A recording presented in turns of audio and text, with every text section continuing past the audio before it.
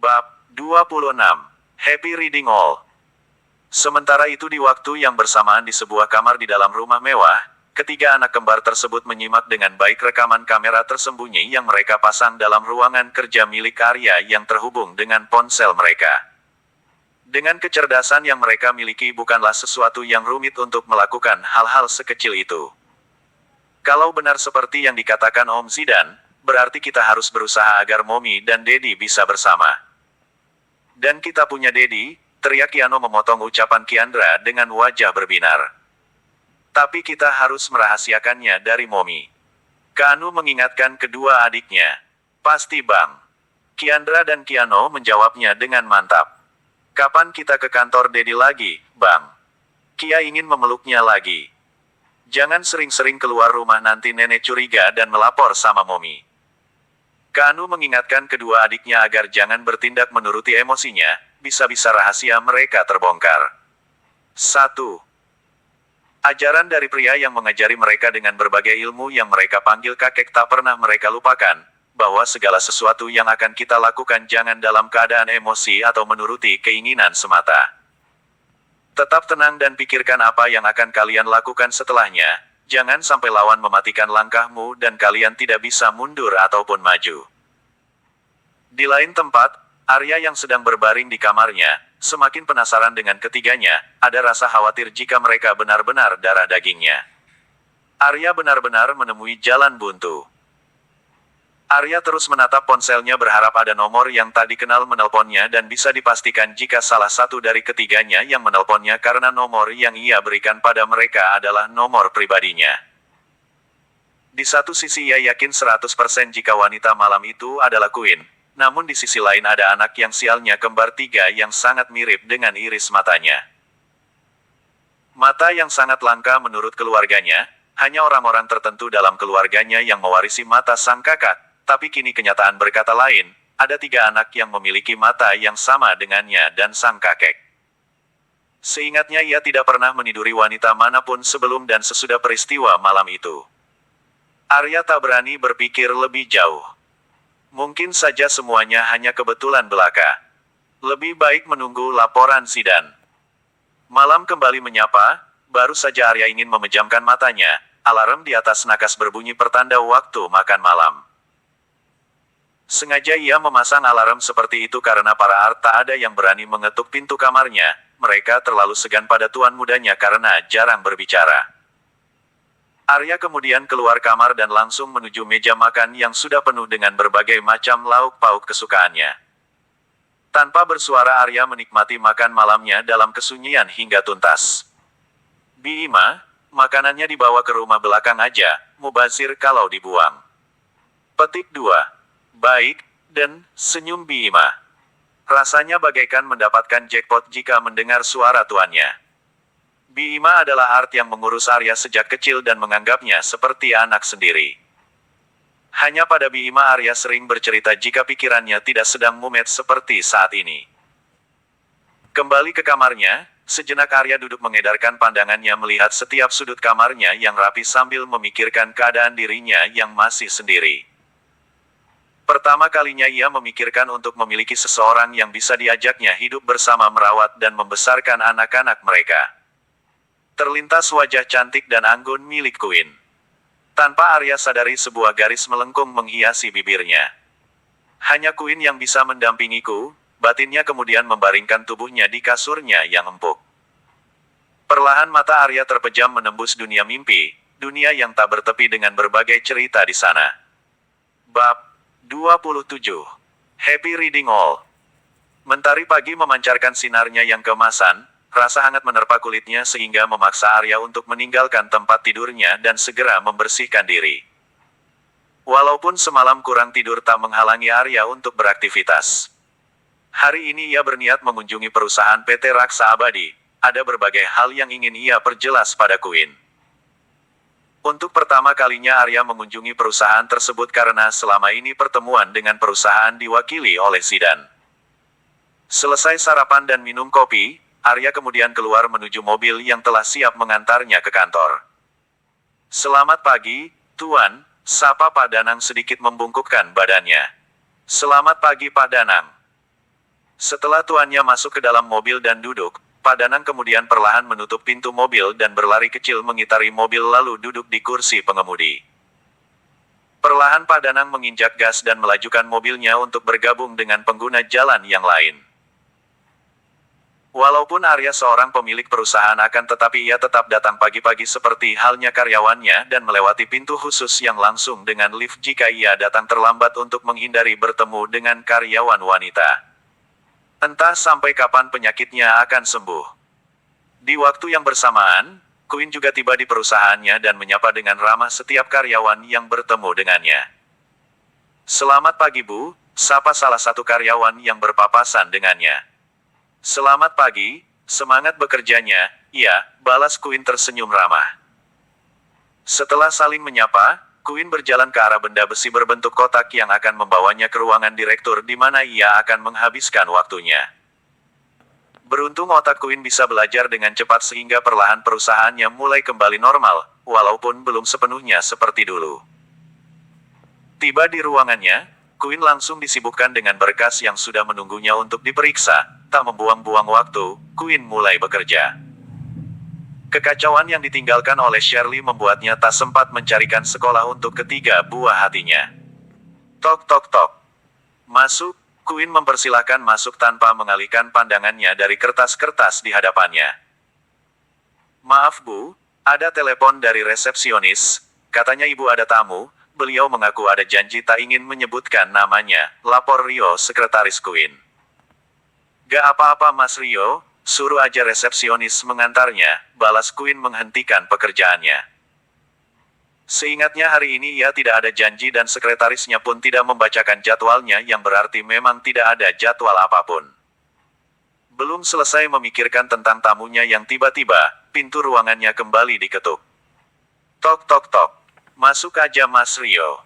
Petik 2. Queen melihat pintu ruangannya terbuka dan menampilkan sosok pria yang ingin dihindarinya. Queen tersenyum kaku dan mempersilahkan tamunya untuk duduk di sofa tamu. "Silahkan Pak Arya." "Oh ya Mas Rio, tolong suruh OB membawakan kopi dan teh," lanjut Queen sengaja meminta kopi dan teh karena ia tidak tahu minuman yang disukai mantan bosnya itu. "Maaf jika kedatangan saya mengganggu." Arya membuka percakapan setelah terdiam beberapa saat. "Enggak kok, Pak. Saya tidak sesibuk Pak Arya," balas Queen tersenyum paksa. Queen salah tingkah tak pernah menyangka jika bos dari perusahaan besar yang disegani di dunia bisnis mengunjungi perusahaannya yang sedang berbenah diri. Selain itu ia sungguh tidak mengharapkan untuk bertemu lagi dengan pria yang membuatnya mengandung 3 bayi sekaligus. Queen ingin marah namun ia tidak tahu ingin marah pada siapa dan menyalahkan siapa. "Ini hanya kunjungan biasa, tak ada hubungannya dengan pekerjaan," ucap Arya menatap Queen datar. "Maksudnya apa ya, Pak?" tanya Queen hati-hati, perasaannya tiba-tiba gelisah. Bab 28. Happy reading all. "Maksudnya apa ya, Pak?" tanya Queen dengan perasaan tiba-tiba gelisah. "Hanya ingin memastikan jika malam 5 tahun lalu itu adalah dirimu, Nona Queen," ucap Arya menatap tajam Queen. "Maaf Pak Arya, Anda salah orang. Bertemu Anda saja hanya saat saya bekerja di perusahaan Bapak," tolak Queen dengan tegas. Ia tidak ingin mengakuinya begitu saja. Sudah cukup penderitaannya 5 tahun lalu, ia bahagia hidup bersama ketiga anaknya. Melihat Queen dengan tegas menolak, Arya tersenyum miring. Ia yakin dengan perasaannya dan akan memaksa Queen mengakuinya. Arya tak ingin kehilangan Queen. "Saya ingin membuktikannya sendiri, jika saya salah orang maka saya akan berhenti mengganggu Nona Queen." "Bagaimana cara Bapak membuktikannya? Sedangkan menurut Pak Arya kejadiannya 5 tahun lalu," ucap Queen semakin gelisah namun berusaha menguasai dirinya. Bagi seorang Arya Dwi Pangga bukanlah hal mustahil untuk menjebaknya dengan berbagai trik. Dia adalah orang yang sangat disegani baik kawan maupun lawan. Queen harus berhati-hati dalam hal ini. "Saya akan mencocokkan darah Nona Queen dengan noda darah pada spray saat itu yang menurut dokter, struktur darahnya langka dan unik." Dengan nada datar, Arya mencoba menekan Queen. "Bagaimana bisa dokter Anda mencocokkan darah seperti itu?" "Golongan darah tidak dapat," Queen belum menyelesaikan ucapannya namun segera dipotong oleh Arya. Bukan golongan darah, tapi struktur darahnya dan saya juga tidak tahu bagaimana caranya. Yang jelas dokter hanya meminta seperti itu. Lagi pula ada satu noda darah yang berasal dari sebuah luka fisik karena dokter berhasil mendapatkan golongan darahnya. Dan saat itu hanya satu wanita yang masuk ke kamarku. Lagi pula saya tidak pernah mengatakan jenis darah yang ada di spray itu. Ucapan Arya yang panjang lebar membuat Queen tak berkutik. Maaf Pak, saya bukanlah gadis yang mau dijadikan sebagai bahan penelitian dan saya tidak mau memberikan darahku untuk dicocokkan. Silahkan cari gadis yang cocok dengan barang bukti Bapak, balas Queen gugup dan berkeras menolak keinginan Arya. Dalam hati Queen merutuki dirinya yang suka bicara apa adanya, bagaimana bisa dirinya mengatakan jika noda di spray itu adalah tanda keperawanannya. Suasana kembali sunyi mencekam, keduanya saling menatap dengan tajam, walaupun Queen menyadari jika dirinya tak ada apa-apanya dibandingkan pria tampan di depannya namun ia tak ingin tampak lemah. Penderitaannya selama ini mengajarkannya untuk tetap berjuang dan bertahan hingga pertahanannya habis dan memilih untuk mengalah dan tak lagi berpihak padanya.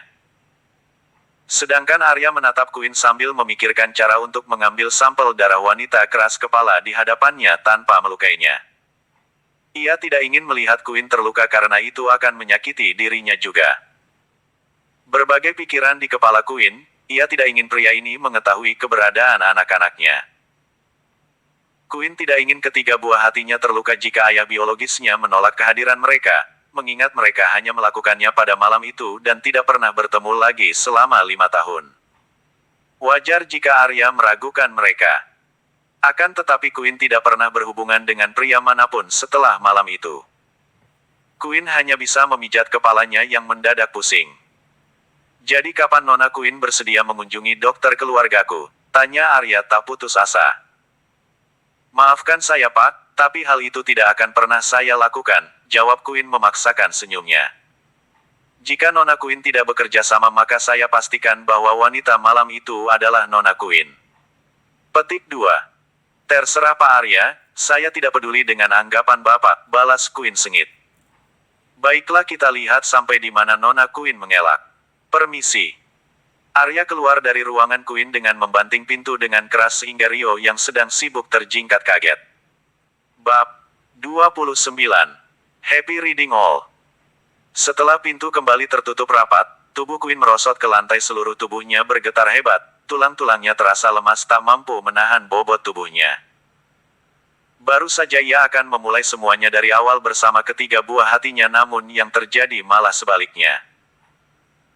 Tangis Queen pecah tak tahu harus bercerita pada siapa, hanya Binori satu-satunya tempat mengadu tapi ia tak ingin wanita tua itu ikut merasa terbebani dengan masalah yang dihadapinya.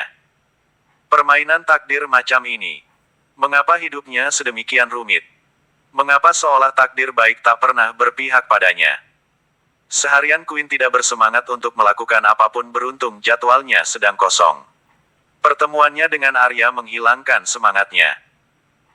Walaupun Queen baru saja kembali ke tanah air dan memimpin perusahaan namun ia mengetahui secara singkat sepak terjang semua rekan bisnis perusahaannya dari sekretarisnya termasuk seorang Arya Dwi Pangga.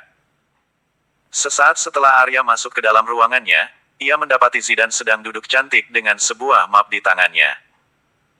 Dari mana bos? Tumben gak ngajak-ngajak, tanya Zidan melihat wajah bosnya yang diselimuti awan mendung. Ada apa kamu lancang masuk dan duduk di ruanganku? Balik bertanya Arya tak memperdulikan pertanyaan asistennya yang kadang kurang ajar padanya. Yesi bos, ditanya malah balik bertanya, sungut Zidan melupakan etikanya. Plak. Zidan hanya bisa meringis, sebuah pulpen mendarat sempurna pada kepalanya. Jika saja bukan bosnya yang berlaku kurang ajar, bisa dipastikan jika orang tersebut sudah berada pada instalasi gawat darurat di sebuah rumah sakit. Saya hanya ingin menyerahkan informasi tentang Nona Queen, sambil menyodorkan sebuah map. Mendengar informasi tentang Queen, Arya segera menyambar map tersebut dan mulai membacanya secara detail tanpa melewatkan satu kata pun. Alisnya mengkerut ketika melihat foto yang sangat kabur. Mungkinkah saya salah mengenali orang? Tapi bagaimana mungkin hanya dia yang memiliki wangi yang sama dengan wanita malam itu? Petik 2. Saya yakin bos gak salah mengenali orang, Hanya saja ada sesuatu yang terlewati bos, dan untuk itu saya masih berusaha mencari informasinya. Zidane yakin 100% dengan Arya yang tak pernah salah mengenali orang. Salah satu kelebihan bosnya. Daya ingatnya sangatlah tajam, walaupun hanya melihatnya sepintas. Kenapa baru sekarang terpikirkan olehmu? Cepat kerjakan. Semua pekerjaan kantor serahkan pada virus, titahnya bagaikan seorang raja. Arya tak sabar ingin mengetahui informasi tentang Queen secepatnya, bukan karena terobsesi tapi memang ia selama 5 tahun mencarinya. Apalagi saat ini ia sudah mengetahui wujud asli wanita itu yang ternyata sangat cantik. Arya merasa kehidupan Queen merupakan sebuah misteri besar yang harus segera ia pecahkan. Membayangkan wajah Queen ketika beberapa saat lalu mereka bersih tegang, ada senyum tipis yang menghiasi wajah tampannya. Ia dapat melihat bagaimana gugupnya Queen walaupun berusaha ditutupinya, namun dengan matanya yang jeli, sehalus apapun pergerakan seseorang tak akan luput dari pandangan seorang Arya Dwi Pangga. Mengingat hal itu dirinya semakin yakin dengan dugaannya. Satu persoalan telah menemukan titik terang bagi Arya. Beban pikiran yang lain muncul ke permukaan bersamaan dengan bayangan ketiga anak kembar yang ternyata memiliki iris mata yang sama dengannya. Apakah mereka anak-anak yang lahir dari rahim Queen? Tapi melihat postur tubuhnya, Queen masih seperti wanita yang belum pernah melahirkan. Tubuhnya masih seperti seorang gadis. Arya menjambak rambutnya sendiri, menghilangkan sakit kepalanya. Ia tak pernah sekalipun frustasi ini bagaimanapun sulitnya pekerjaannya. Kesulitannya kali ini melebihi segalanya. Bab 30. Happy reading all. Menyadari kehidupannya mulai terusik, Queen pulang sebelum jam pulang kerja. Ia sangat mengkhawatirkan anak-anaknya, sehingga tak bisa fokus bekerja. Berbagai pikiran menghantuinya, bagaimana tidak, Queen sangat mengetahui keinginan ketiga anaknya untuk bertemu dan mengenal Dedi mereka. Hal inilah yang sangat mengganggu pikiran dan perasaannya. Ia tidak ingin anak-anaknya mendapatkan penolakan dari ayah biologisnya. Perlahan mobil yang ditumpangi Queen memasuki halaman rumah mewah yang kini ia tempati bersama anak-anaknya dengan damai sebelum Arya datang dengan berbagai pertanyaan yang memojokkan Queen. Assalamualaikum. Waalaikumsalam, Non, tumben cepat pulang, tanya Binori heran. Lagi gak enak badan, Bi, jawab Queen beralasan. Non istirahat aja, Bibi akan buatkan teh hangat. Petik 2. Anak-anak pada kemana, Bi? Biasanya jam segini mereka di ruang keluarga. Queen mengedarkan pandangannya mencari sosok putra-putrinya. Itu Non, tadi mereka izin keluar, mungkin sebentar lagi mereka pulang. Biasanya sih, gitu Non, jawab Binori apa adanya. Kiandra pakai cadar kan, Bi? Tanya Queen was-was. Selalu pakai, Non. Kecuali di dalam rumah. Petik 2. Ucapan Binori membuat Queen sedikit lega, walaupun begitu ia tetap ketakutan, takut jika mereka bertemu secara tak sengaja. Mungkin saja Arya tidak mengenal ketiganya akan tetapi mereka tahu jika wajah dadinya persis wajah Kiandra. Bagaimana jika mereka terlalu bahagia bertemu dengan dadinya dan ternyata mereka ditolak? Queen berjalan mondar-mandir gelisah menunggu ketiganya pulang.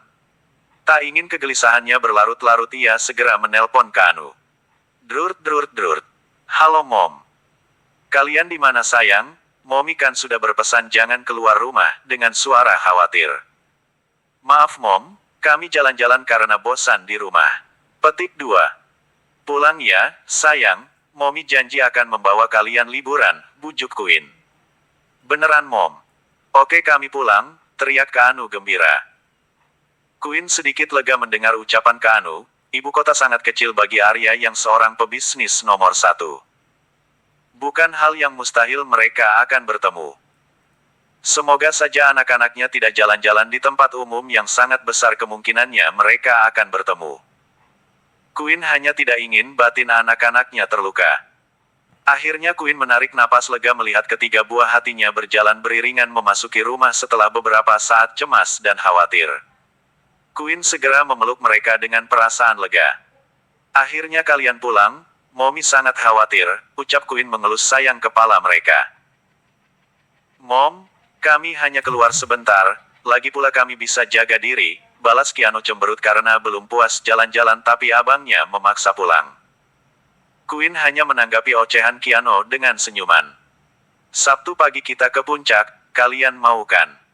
Tanya Queen masih dengan senyumnya. Mau, teriak Keanu dan Kiandra kompak.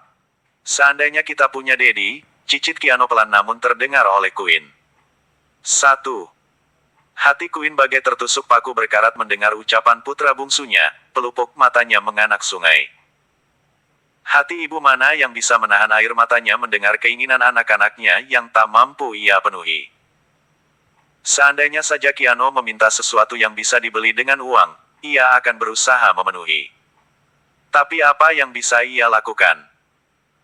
Tidak mungkin ia mendatangi Arya dan mengatakan yang sebenarnya, walaupun beberapa jam yang lalu Arya terlihat yakin jika dirinya yang menghabiskan malam bersamanya waktu itu. Apakah Arya bisa menerima jika Queen memperkenalkan ketiganya? Hati Queen meragu namun ia juga tak berdaya dengan keinginan putranya.